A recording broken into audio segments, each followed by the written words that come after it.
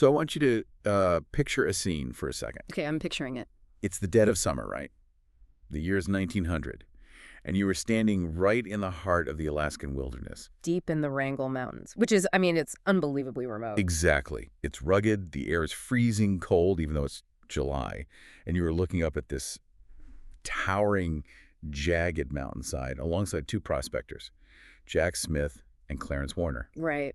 But here's the thing that makes you completely stop in your tracks. Yeah. The side of the mountain they're staring at, it isn't covered in pine trees or, like, alpine grass. Yeah. It is stained this shocking, vibrant, almost neon green color. Yeah, and if you're in the world of field geology, when you see that specific, just brilliant shade of green bleeding out of a raw rock face, You know it's not a plant. right, you know immediately you aren't looking at some strange high-altitude vegetation. You're looking at malachite, which means, just beneath that malachite crust, you are looking at chalcocite. Which is copper. But not just a little bit of copper. No, an unfathomable amount of copper. I mean, that green stain is essentially the mountain rusting, but instead of iron turning red, it's carbonate oxidizing into that neon green. Wow. This was the discovery of the Bonanza lode, and it was this exposure of ore that was so incredibly densely rich that it didn't just make those two prospectors wealthy, it quite literally altered the trajectory of American industrial history. It electrified the early 20th century, basically. It absolutely did. They pulled billions of dollars out of that Green Mountain. Billions. Right. But if you were to go to that exact spot today, it's a toxic ghost town. Yeah, it really is. And you and I, modern taxpayers, we are the ones paying this massive bill to clean it up.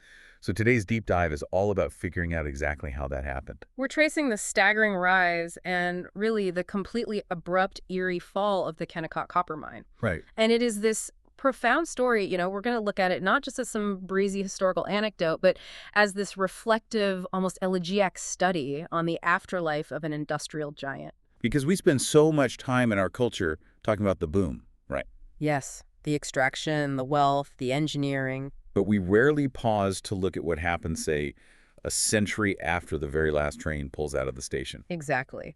And to really ground this, we are going to contrast this Alaskan ghost town with a site we've actually explored on a previous deep dive. Oh, the Bingham Canyon operations down in Utah. That's the one. Same corporate ancestor, but two wildly, wildly different realities in the present day.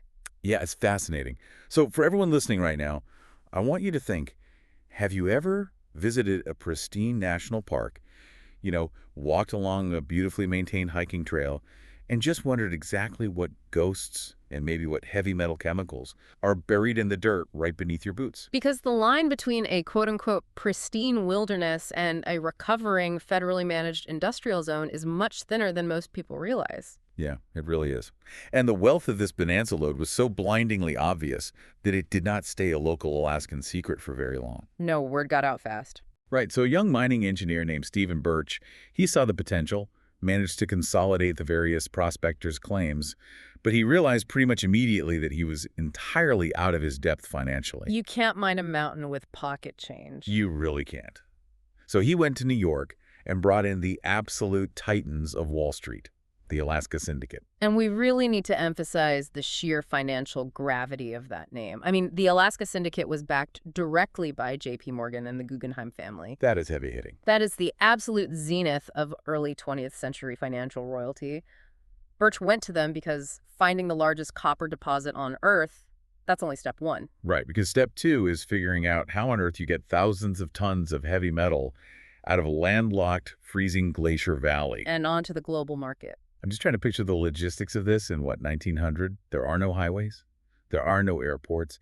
You're surrounded by jagged peaks and literal moving sheets of ice. It's intensely hostile terrain. I'm guessing you can't just load millions of tons of rock onto a convoy of horse-drawn wagons. You absolutely cannot. The only viable technological solution for that volume of freight was a railroad.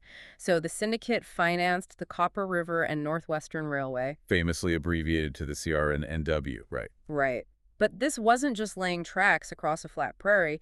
They spent roughly $25 million, which, by the way, was a staggering fortune at the turn of the century. Oh, easily. And they spent it to build a 196-mile line through some of the most hostile terrain on the North American continent. Yeah, I was reading about this in the sources. They were literally laying tracks across the tops of moving glaciers. Exactly. They were bridging these braided, violently flowing, glacier-fed rivers that would just flood unpredictably.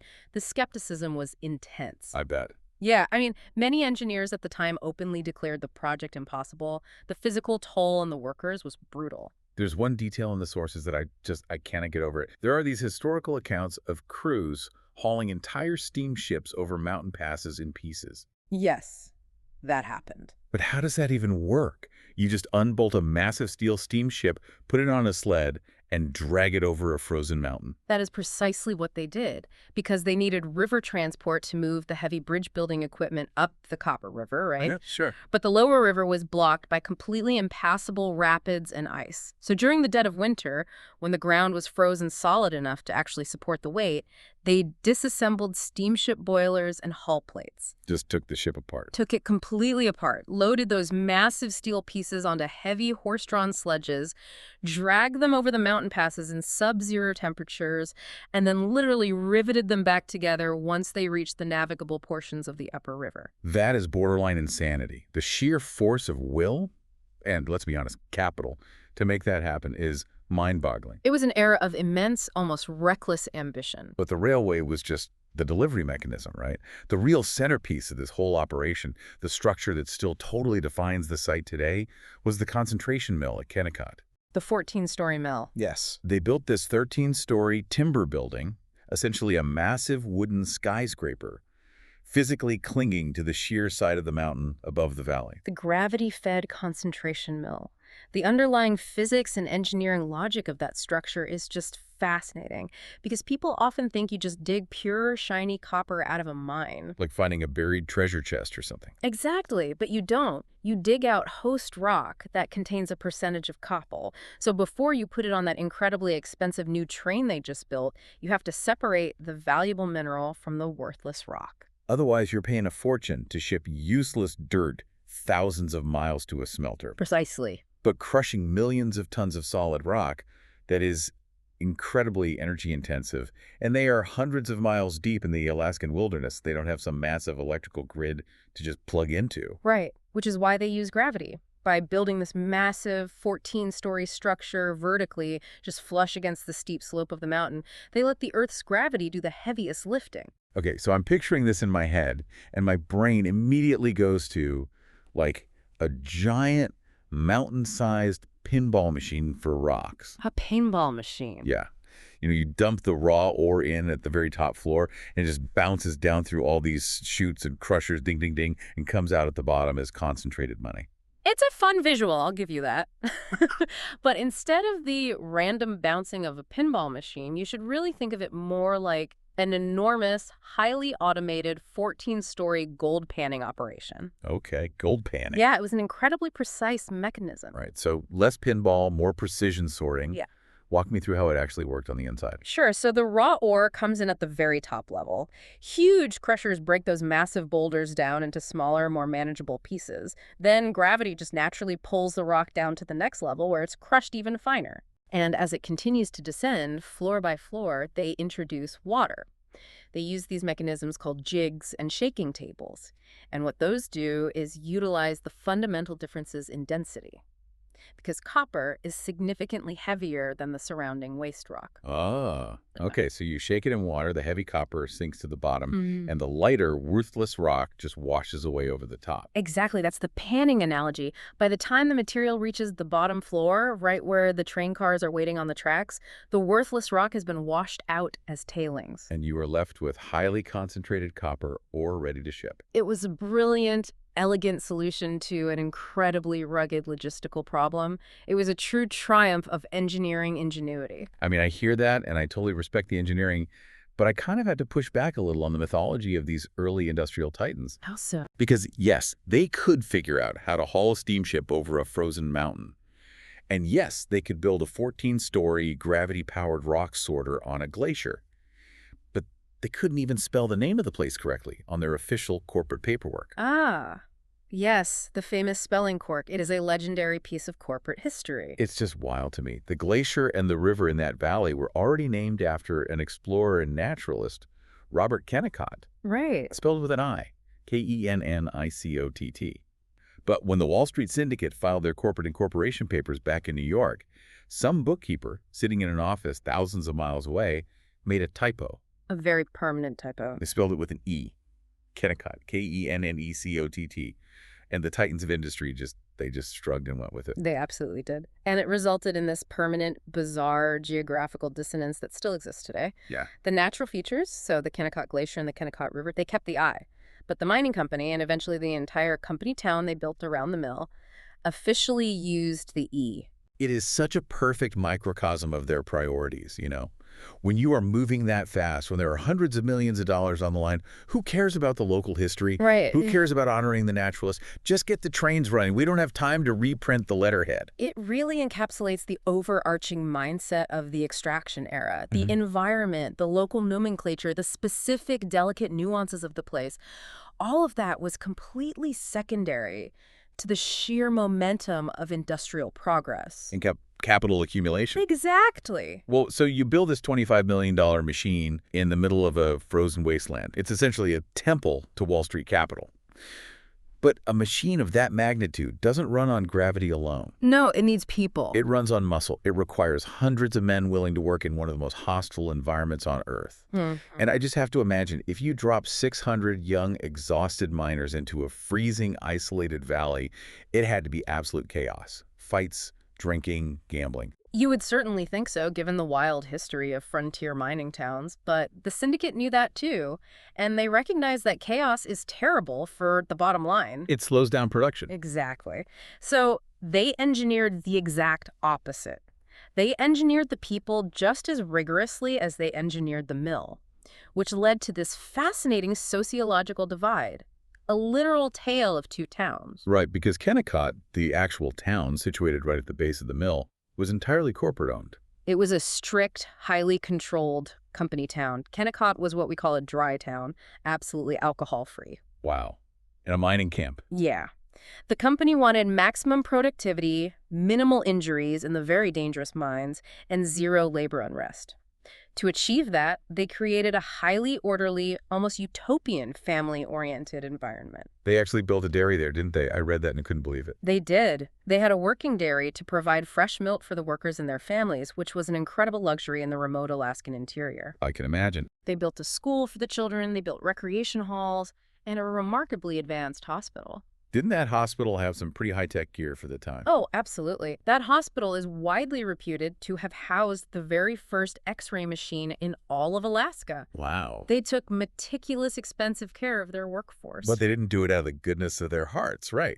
They did it because a healthy worker swings a pickaxe a lot harder than a sick one. Exactly. The workforce was just the biological engine of the profits.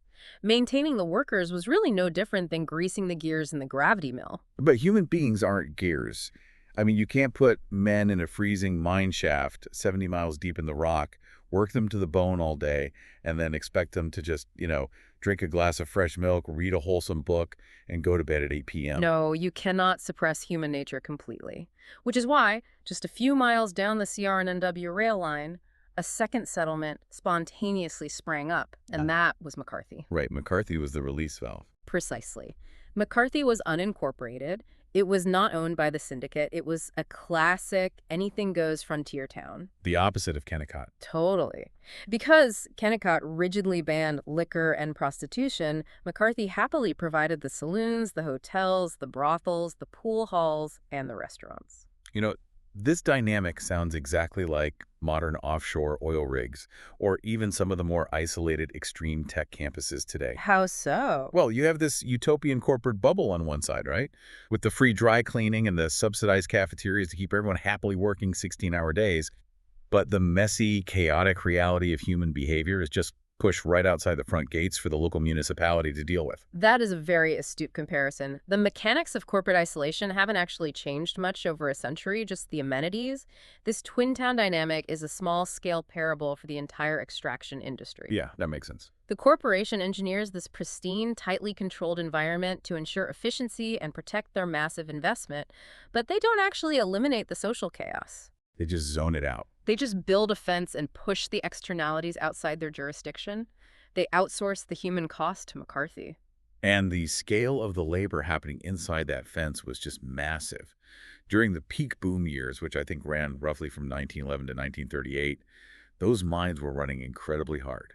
The sources mentioned that the roar of that 14-story mill echoing down the valley was a 247 reality for an entire generation. It never stopped. They had between 500 and 600 workers at peak times, digging over 70 miles of interconnected tunnels deep into the mountain. And the geological output of all that labor was staggering. Over its operational lifespan, the Kennecott complex pulled out roughly 4.5 million tons of ore. 4.5 million tons. Right. And from that mountain of rock, they yielded approximately 591,535 short tons of pure copper. To put that in financial perspective, by the time they shut down in 1938, that copper was valued at around $200 million.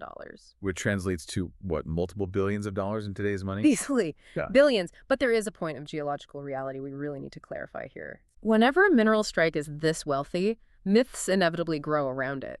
If you read popular lore, or even if you pick up a local tourist brochure today, you will almost certainly encounter this claim that the Kennecott ore was 98% pure copper. Yeah, I've seen that. The idea that they were just picking up solid, shiny chunks of pure copper right off the ground. We really need to put that myth to rest. Oh, really? That's not true. The Bonanza Lode chalcocite veins were, historically speaking, exceptionally, marvelously rich. There is no denying that fact.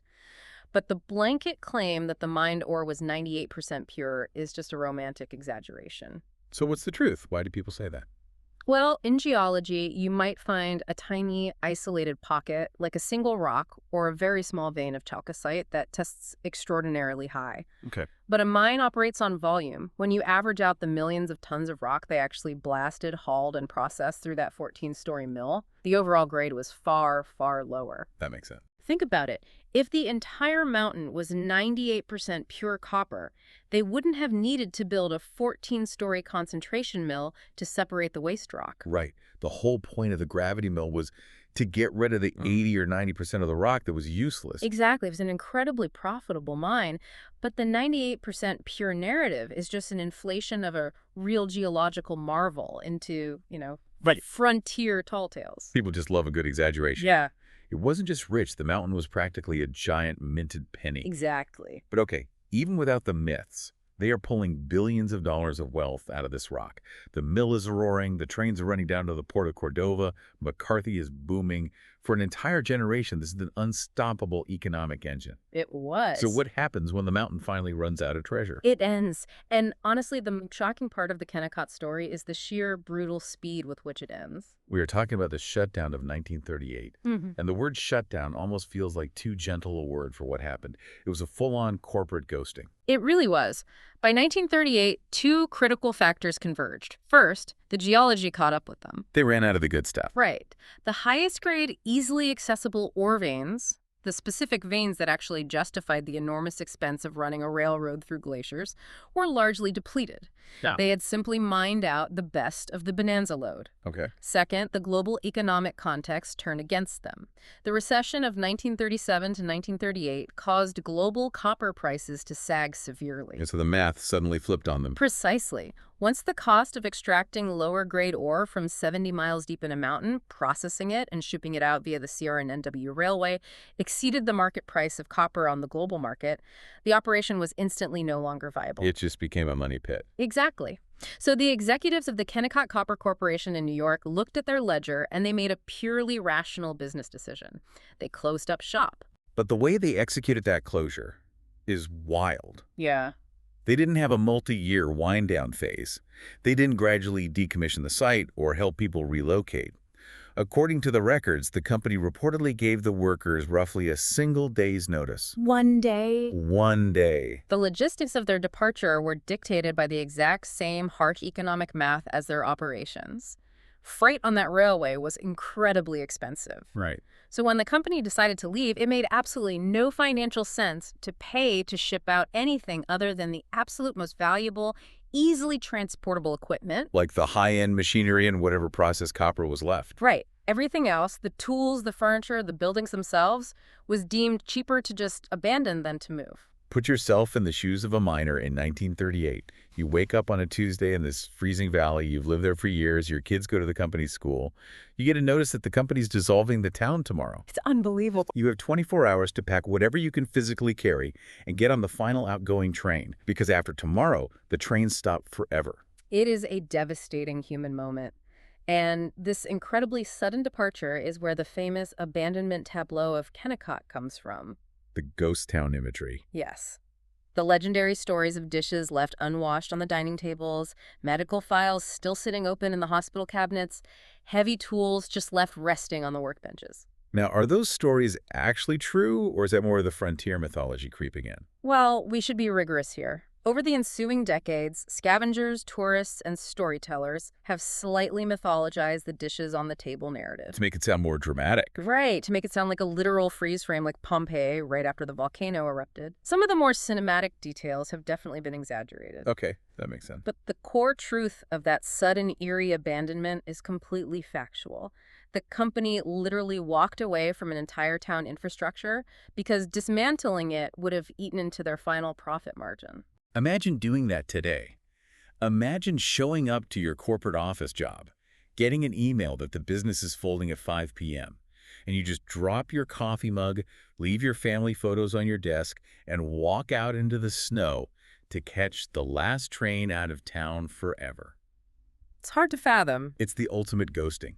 But, and this is really the crux of our entire deep dive, they didn't just ghost their employees, they ghosted the environment. Which brings us to an incredibly important question about historical corporate accounting. Looking back from our modern perspective, we really have to ask, why were the costs of cleaning up this massive industrial site completely excluded from the original business ledger? Yeah. How is that legally allowed? How do you just walk away from 14 stories of industrial waste without the government stepping in and stopping you? Because in the early 20th century, the concept of environmental externalities simply did not exist in corporate law or in financial accounting. It just wasn't a thing. Not at all. The business ledger measured the cost of capital, the cost of labor, the transportation overhead, and the revenue from the copper. Period. That's it. The idea that a corporation had a legal or financial obligation to remediate the land, to tear down the buildings, or to clean up the toxic byproducts of their extraction once the profits ceased, that was an entirely alien concept. Wow. To the executives in New York in 1938, once the profit margin dipped below zero, walking away wasn't some malicious environmental crime. It was literally the most rational, legally sound business decision they could possibly make. So the executives walked away, the workers left on the last train, and the buildings were just left to the snow. But the legacy of that corporate decision didn't vanish.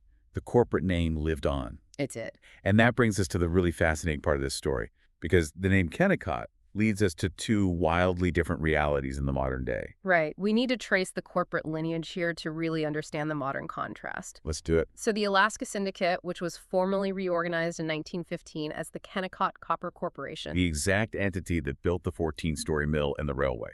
Right. That entity is the exact same corporate ancestor of the Kennecott, Utah copper operation, which is now owned by the global mining giant Rio Tinto. Which is the massive Bingham Canyon mine down in Utah that we've actually covered before on the show. Precisely. It is the identical corporate DNA. But if you compare the modern states of these two sites, the contrast is stark. Night and day. Bingham Canyon is still a highly active, incredibly massive operation. It is still generating massive private profits for its corporate owners today. Right. And crucially, because it is an active, profitable entity, it is highly legally engaged. It is actively negotiating with regulators. It is heavily managing its environmental footprint.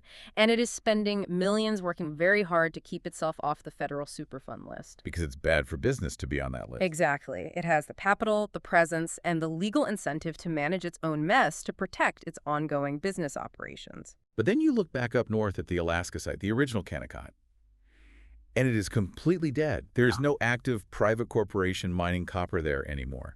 Rio Tinto isn't pulling profits out of the Wrangell Mountains today. No, which means the regulatory burden falls entirely differently.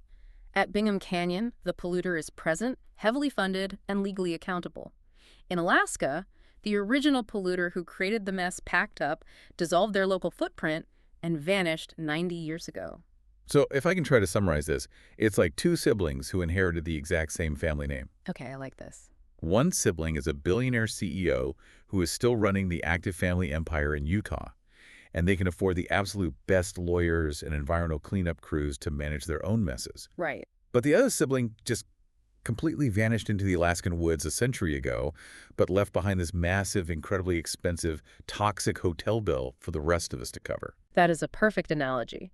When a corporation ceases to exist, or when it legally abandons a site decades before modern environmental protection laws are even enacted, the physical liability doesn't just evaporate into thin air. The chemicals don't care about the laws. Exactly. The toxic heavy metals don't leave when the executives do. The liability simply transfers. It transfers from the private sector ledger to the public sector burden. Who exactly is? Enter the National Park Service. The transition of Kennecott from a forgotten, decaying ghost town to a federally managed public asset is a fascinating journey in itself. I bet. For decades after the 1938 shutdown, Kennecott and the neighboring town of McCarthy were essentially abandoned. A few very hardy, eccentric residents stayed behind. Living off the grid? Very much so. And for a long time, they treated the old corporate town almost like a massive free hardware store. Oh, salvaging stuff. Yeah, salvaging timber, pipes, materials just to survive the harsh winters. I can totally picture that. I need some sturdy timber to patch my roof. I'll just hike up the hill and pry some floorboards out of the old company dairy. Exactly. It was a period of slow decay and quiet salvaging. But eventually, the profound historic and natural value of the entire region was recognized by the federal government. Right.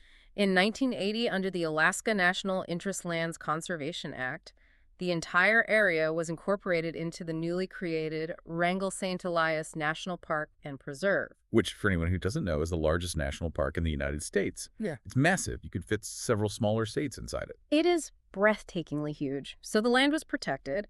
Then, in 1986, the Kennecott mines themselves were officially designated a National Historic Landmark. Okay, stepping up preservation. And finally, in 1998, the National Park Service took the ultimate plunge and officially acquired the mill town itself, purchasing many of the core historic buildings to save them from imminent collapse. And that, right there, is the exact moment the massive financial shift became permanent. Yes, it is. The long-term costs of this site transitioned permanently from an old, closed, private corporate ledger to a modern public taxpayer burden. Because when the National Park Service bought those beautiful, haunting, historic buildings, they didn't just buy a quaint wooden museum.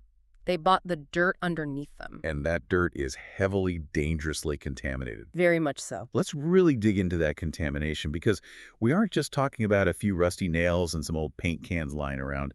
We are talking about the chemical byproduct of pulverizing 4.5 million tons of solid rock. Right. When you process that volume of earth, you release elements that were safely locked away in the rock for millions of years. You expose them to the elements. Yes. The environmental investigations at Kennecott have identified widespread contamination in the soils and the leftover tailings, which is the crushed waste rock. We are looking at significantly elevated levels of arsenic, lead, cadmium, mercury, copper, and zinc. Mercury and arsenic, that's serious, heavy-hitting toxicity. It is. And because the National Park Service owns the land now, they're the ones legally required to clean it up, right? Yes, the National Park Service is actively managing an ongoing cleanup under CERCLA, which is the law most people colloquially know as Superfund. Okay, Superfund. Specifically, right now, they are in phase 2 of their remedial investigation, which runs roughly from 2023 to 2026, with community updates continuing into 2025. Okay, wait. I need you to break down the jargon for me here. Sure. Because I see headlines all the time calling Kennecott a toxic Superfund site. Is that technically what it is? Mm-hmm. Because usually when I hear the word Superfund, I picture men in hazmat suits and the EPA aggressively suing some massive chemical corporation that was caught dumping green sludge into a river. Right. Is that what's happening in Alaska? That is a crucial regulatory nuance, and it's a very common misunderstanding. What you just described, the EPA suing a corporate polluter, is a classic National Priorities List, or NPL site. Okay. That is the worst of the worst list, where the EPA steps in to force a private responsible party to pay. Right. So Kennecott isn't that. Kennecott is different. While it is frequently described in the press as a toxic Superfund site, it is technically a CERCLA-governed cleanup, where the lead agency is a federal land manager. In this case, the National Park Service. Exactly, rather than an NPL site with a private corporation footing the bill. Ah, I see. So because the government agency bought the land, the government agency functionally becomes the responsible party. They're cleaning up their own backyard. Correct. The EPA provides the strict regulatory oversight and sets the scientific standards for safety, but the National Park Service is the entity actually executing and funding the remediation out of their own budget. Wow. And those scientific standards they have to meet are incredibly rigorous and constantly evolving. Give me an example of that. How do those standards change? Well, just recently, in 2024, the EPA significantly tightened its residential soil lead screening levels based on updated science regarding childhood lead exposure. Okay. They dropped the acceptable threshold from 400 milligrams per kilogram all the way down to 100 milligrams per kilogram. Wow, that is a massive drop. That means soil that was legally considered safe enough in 2023 suddenly became legally contaminated overnight in 2024. Exactly. The science of toxicology advances, the regulations tighten to protect human health, and the National Park Service has to constantly adapt to those modern, tightened standards. All while trying to clean up a site that was contaminated a full century ago. Right. Which brings up the absolute craziest logistical part of this whole scenario. How on earth do you clean up highly toxic dirt without destroying the very thing the tourists are traveling thousands of miles to see? It is a nightmare scenario for an engineer. I mean, you have this incredibly delicate 14-story, century-old red wooden mill clinging precipitously to a steep mountain slope. The dirt directly underneath its foundation is full of lead and arsenic. You can't exactly just drive a massive modern backhoe in there, rip up the foundation, scoop out the dirt, and put the building back down. No, you can't. The technical challenges are immense. It requires what is essentially structural surgical precision. You are constantly balancing two conflicting mandates: historic preservation and environmental remediation. They almost contradict each other. They do. You have teams of specialized engineers trying to stabilize rotting century-old timber structures so they don't collapse on tourists in the next windstorm, Yeah. while simultaneously trying to safely cap, remove, or isolate the heavily contaminated soil that those fragile buildings rest upon. How do they even do that? It involves micropiling, careful excavation by hand, intricate retaining walls. It is incredibly tedious, highly specialized, and astronomically expensive work. But wait, I really have to push back here on behalf of the taxpayer. Fair enough. If the public is footing the bill for all of this incredibly expensive, highly specialized surgical engineering work, shouldn't we just tear the whole thing down? The bulldoze option. Yeah. I mean, why are we spending millions of public dollars stabilizing a giant, poisonous, rotting wooden splinter on the side of an Alaskan mountain? Let's just bulldoze the toxic wood, cap the dirt with concrete, and be done with it. It is a totally valid utilitarian argument. From a purely financial and environmental standpoint, bulldozing it would be infinitely easier and cheaper. Right. But the answer to that question isn't about math.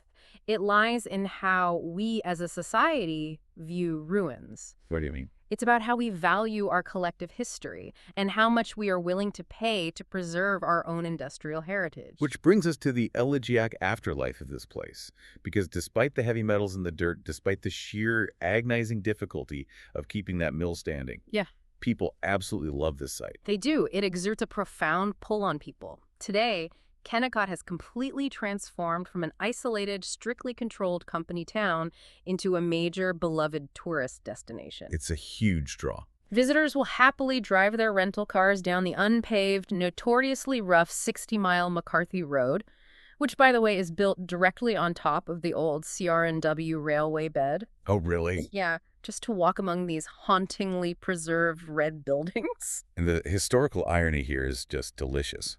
Kennecott, the strict, dry, corporate town that banished all the fun and vices, is now essentially the sole economic engine for present-day McCarthy. It is. The tourism industry that keeps the town of McCarthy alive today is driven entirely by people wanting to see the ruins of Kennecott.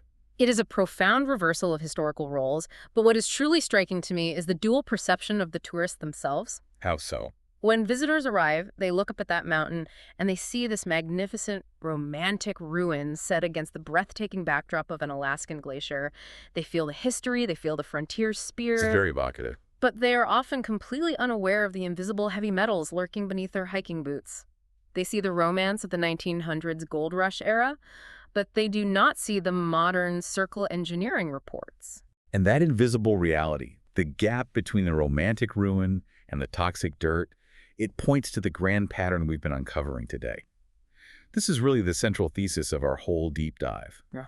In the history of extraction, the financial gains are private and they are quick, but the environmental costs are public and they are incredibly slow. It is essential that we synthesize this duality fairly. We really have to look at both sides of the coin. Right. We must acknowledge that the engineering of the Kennecott mill was a genuine marvel of human capability. Right. What they accomplished in 1911 in that environment was extraordinary. Absolutely. And we must also acknowledge that the 1938 shutdown was a completely rational business move within the context of the era's economic and legal frameworks. They weren't comic book villains, they were accountants. Following the rules of their time. Right. Furthermore, the resulting Wrangell-St. Elias National Park is a profound public good. The public has taken an abandoned ruin and successfully turned it into shared cultural heritage. But We must squarely face the reality of the ledger. The millions of dollars of wealth extracted from the bonanza lode went directly into private bank accounts on Wall Street over the course of a single brief generation. Meanwhile, the staggering cost of preserving the museum, stabilizing the rotting wood, and meticulously decontaminating the dirt from the arsenic and lead that cost stretches out over decades, perhaps centuries. And it is entirely funded by you and me, the modern taxpayers. Exactly. It's a bit like going to a shelter and adopting a beautiful, majestic rescue dog. Okay. But then you find out a month later that the dog has a severe pre-existing condition and needs a $100,000 surgery. Oh, wow. You love the dog, you're glad you have it in your life, you're going to pay for the surgery because it's the right thing to do to save it, but you definitely, undeniably, inherited someone else's neglected responsibility. That is a very poignant way to frame it. The public adopted the beautiful ruin, and in doing so, we willingly inherited the massive liability. So let's recap this epic historical arc we've been on. Sure. We started with two freezing prospectors staring at a bright neon green mountain in the summer of 1900. Right. We watched the absolute titans of Wall Street pour millions into a near-impossible railroad built over glaciers in a 14-story gravity-powered mill. Yeah. We saw a strict, dry company town engineered for maximum productivity, sitting right next to a rowdy frontier release valve town. The Twin Towns. We saw decades of round-the-clock roaring machinery pulling billions of dollars out of the rock, only for the company executives to look at a spreadsheet, give a single day's notice, drop their tools, and walk away in 1938. Just vanished. And now, 90 years later, we see the National Park Service, funded by the American taxpayer, acting as the permanent caretakers of a beautiful, highly toxic ghost town. Which really forces us to ask a very difficult, very relevant question about our own future. What's that?